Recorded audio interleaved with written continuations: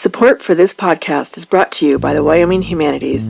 We take a closer look at our human experiences and use stories to explore culture, history, and contemporary issues. You can find us on thinkwhy.org. I think it's something like 1 in 5 teenage girls experiences some kind of relationship abuse before she's 18.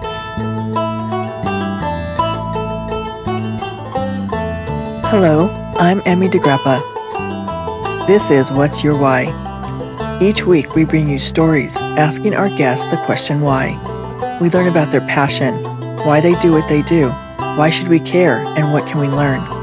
What better place to explore the human landscape than from the state known for its incredible landscapes, Wyoming? And what better organization than Wyoming Humanities? Serving our state for over 45 years, we share stories, ideas, and wisdom about the human experience. Welcome to What's Your Why?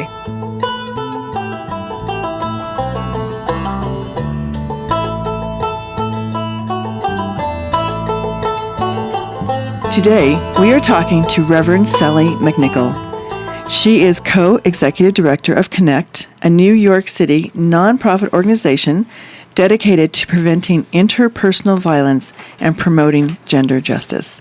Welcome, Sally. Thank you. Glad to be here. When we start our discussion, I first want you to give me a definition of what is interpersonal violence and what does it mean to promote gender justice.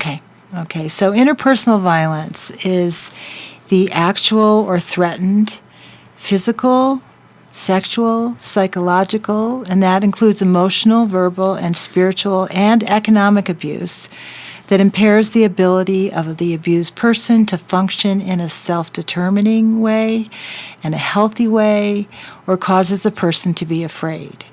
It is a pattern of coercive control, the goal of which is to maintain power and control. And that's important because we often think of interpersonal violence as just physical, and we think of it as kind of an event where someone gets hit. But it's much, much, much more than that. And when you focus it on power and control and you see that there are all these complicated tactics that people use to control another person, and that they're invisible to many of us when you're controlling someone emotionally or using verbal abuse, and you only do it in places where people don't see you doing it. And that includes domestic violence. And that includes domestic violence. This is relationship violence we're talking about. Interpersonal violence is relationship violence. That can include elders, straight people, gay people, trans people, teen dating violence, a huge problem in this country, all, across the spectrum. Unfortunately, it's an epidemic. Teen dating violence? Yeah. All of this is an epidemic, from the beginning to the end. But teen dating violence is really happening everywhere. And what's causing that, do you think? I think what's causing it, maybe that's the wrong way to put it, but how did they determine that it's an epidemic? Just by the numbers of the reporting that's going on there. I think it's something like 1 in 5 teenage girls experiences some kind of relationship abuse before she's 18.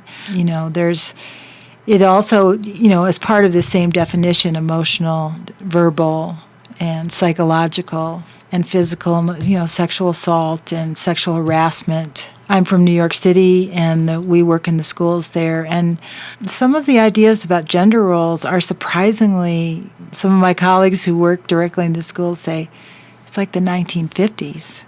In terms of gender roles and gender understandings and what the girls feel they must do and what the boys feel they must do to prove their masculinity and their manhood to other boys. And a lot of it is about abusive behavior. So is that part of your work when you say promoting gender justice? Mm-hmm. Absolutely.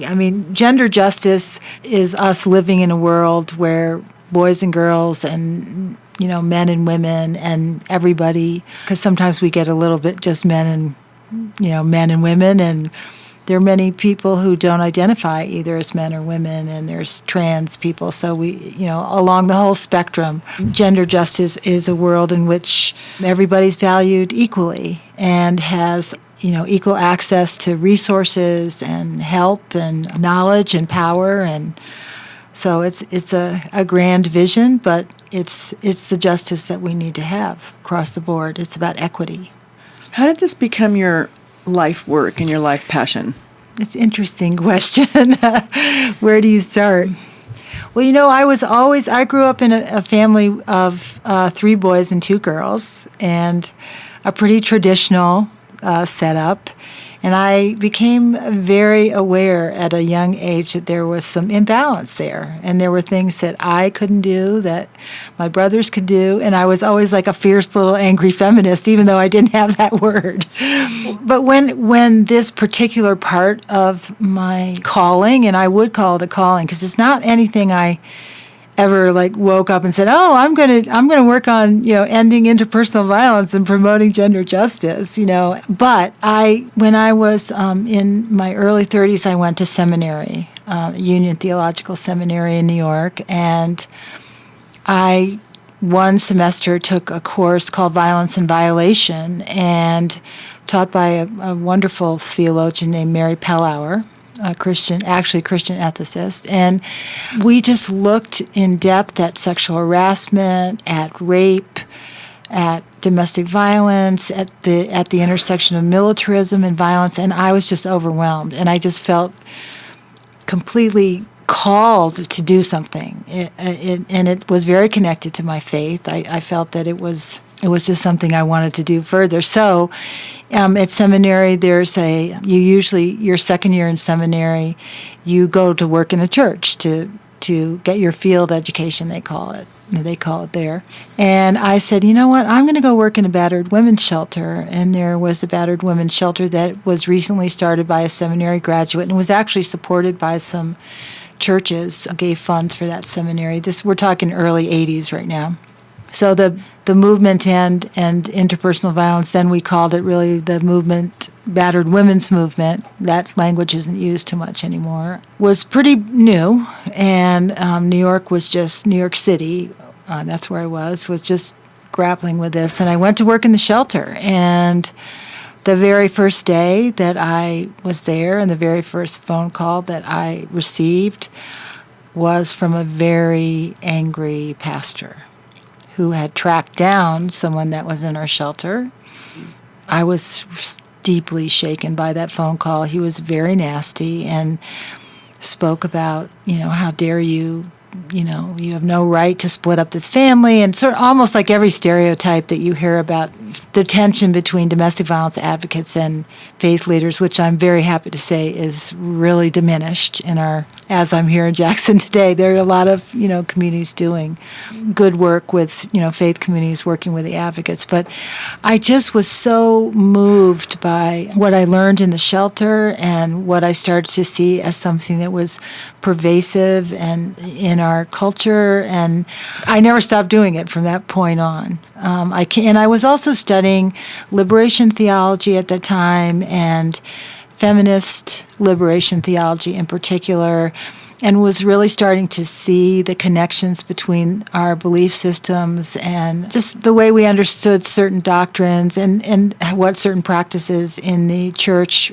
how they promoted violence or how they actually transformed violence. And so I just was really interested in that intersection, and felt that phone call, I say, was my baptism, my second baptism by fire, that called me into saying, we have to address this issue. And, once you see it, and often we don't see it, but once you start to see it and you begin to see how people's behavior is really abusive. We live in a pretty abusive society. We tolerate a lot of violence. We love violence in many ways. And I am a peace lover.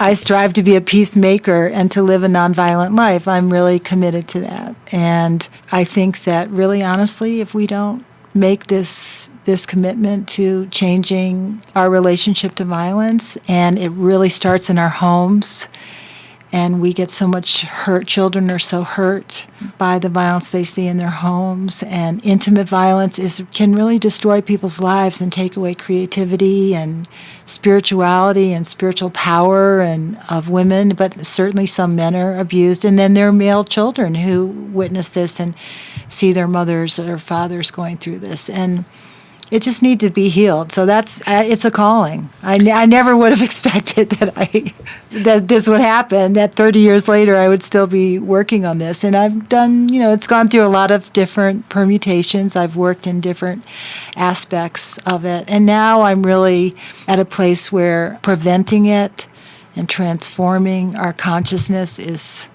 what I care about. That was going to be my next question is, how do you transform someone's consciousness if they've been raised one way in, have an attitude or an idea about their masculinity or their femininity? Mm-hmm. How do you raise awareness to what they're doing that maybe should or could be different on how they treat women, for example? Okay, let me step back, because I think in order to do that, I do believe that we all have the capacity to change.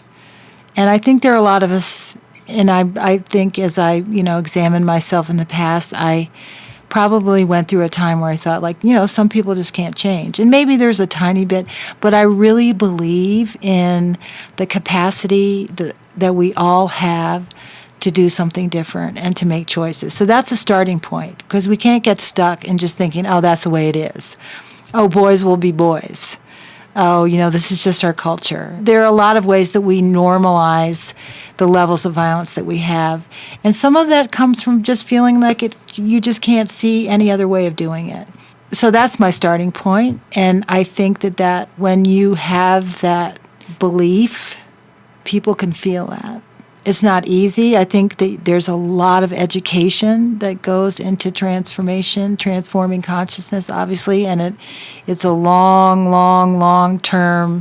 endeavor. It's important to have places where people can come, and at least so far in my experience, what really matters is having places where people can come and talk about what's happened to them and Now, I'm talking about men in general. And we, at Connect, we do a lot of work. I'm co-executive director with a man, and he does a lot of work.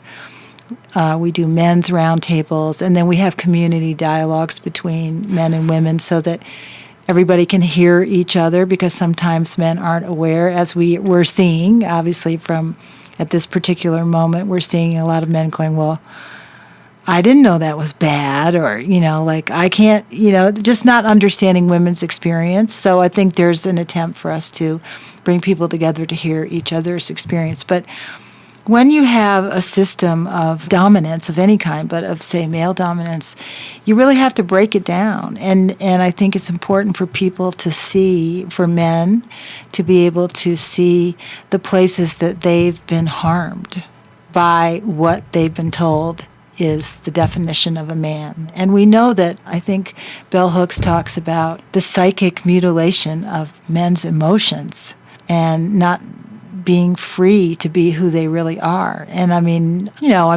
simplistic thing is like men aren't supposed to cry. But if I look at the way men are socialized, I just remember my brother on the football team, and he had a broken rib or something, and they said, no, you have to play. The idea that you have to numb your body, that you aren't supposed to feel pain, that you're supposed to feel tough, and that actually one of the things I found in the work with men who are abusive is that the only emotion they feel that they can have is anger. Trying to get people to see, actually, is there a sadness there? Trying to have other feelings that are not really allowed in the canon of masculinity. Anger is a good thing. Now, we know as women, we're not supposed to be angry. And it's interesting that a lot of men say, well, I have an anger problem, because they don't like to say, I'm abusive. Because anger is a masculine thing to have. The angry man is like, So that's acceptable. That's an acceptable thing. So it's long work, it's education, it's men, and there are many men now who are really looking, and there's a lot of questioning about gender in general, and our LGBTQ communities are questioning what gender really means.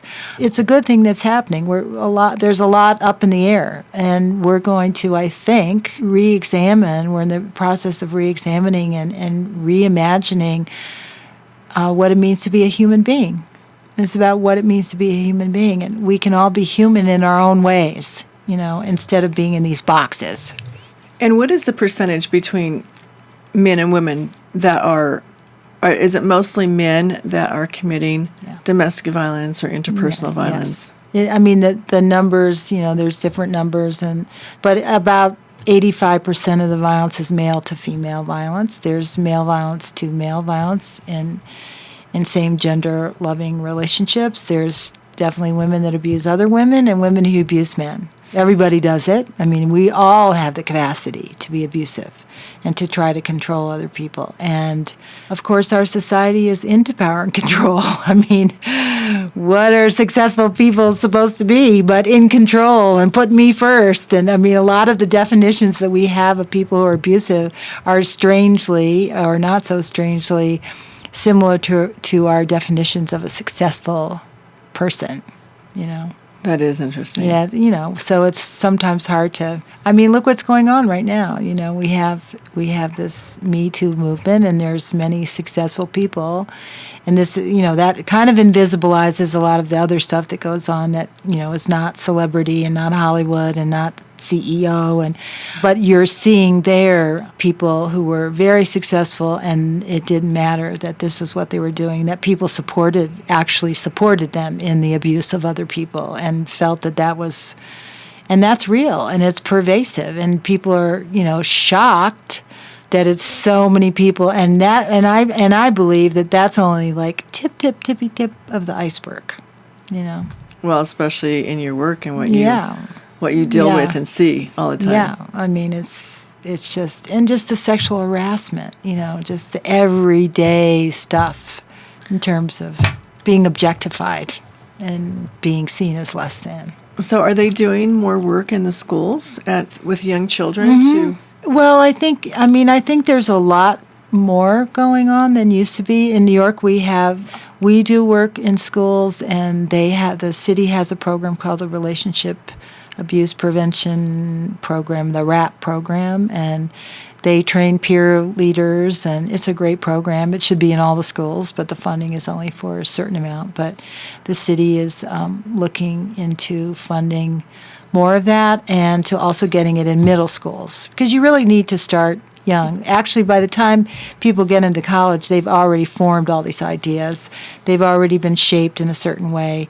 There was that incredible article in the Times a couple of days ago about pornography and the effect of pornography on youth's understanding of sex and sexuality, and that's a great article. It's really. I'm going to read that. Yeah, I recommend everybody reading that. And I was going to ask you, is there a book or a couple books that you can recommend that really explains how pervasive it is in our society and in our world, the use of and the acceptance of interpersonal violence? I'm reading a wonderful book right now, and I love Rebecca Solnit. Do you know her work? No. Spell her last name. Solnit. Okay. And she has a book called The Mother of All Questions. It's a book of essays, and there's an essay in there called The History of Silence that I recommend that everybody read that. And that whole book is pretty much, the essays are talking about intimate partner violence, interpersonal violence, violence against women. I think it's an excellent book. There are a lot of different books, but I think that's a good one. I like some of Bell Hook's books. She's a black feminist writer. She has a book called Communion, and another book talking about love that addresses interpersonal violence. These are, essays, and in the faith communities, there's some other kinds of books that are. I just Yeah. wanted to give our audience a place I'll tell to you go. what, a place to go, a good place to go is futureswithoutviolence.org. Okay. But Futures Without Violence futureswithoutviolence.org. is an excellent, it's the National Prevention of Violence program, and we actually did a project with them around restaurant workers. There's no place that the interpersonal violence isn't, Right. and we sort Okay. of put it in these boxes, but Right. really, and we often say that people, working in shelters and domestic violence programs see less violence than anybody, there's more everywhere else that people just don't know how to deal with. But we did a project with them around restaurant workers and training people in restaurants around interpersonal violence and what to do if someone's coming to work and they have violence at home, what's happening if there's sexual harassment between the customer and the waitress, and if you've ever been a waitress, you know what that's like, or between coworkers. And so there are many different places to do the work. Thank you. It's been so interesting talking to you. I just learned so much. Thanks, Well, Ellie. thank you. Thanks, Emmy. Thank you for listening. I'm Emmy DeGrappa. This Think Why podcast is brought to you by the Wyoming Humanities. We use the humanities as a lens to explore the human experience. You can find us online at thinkwhy.org.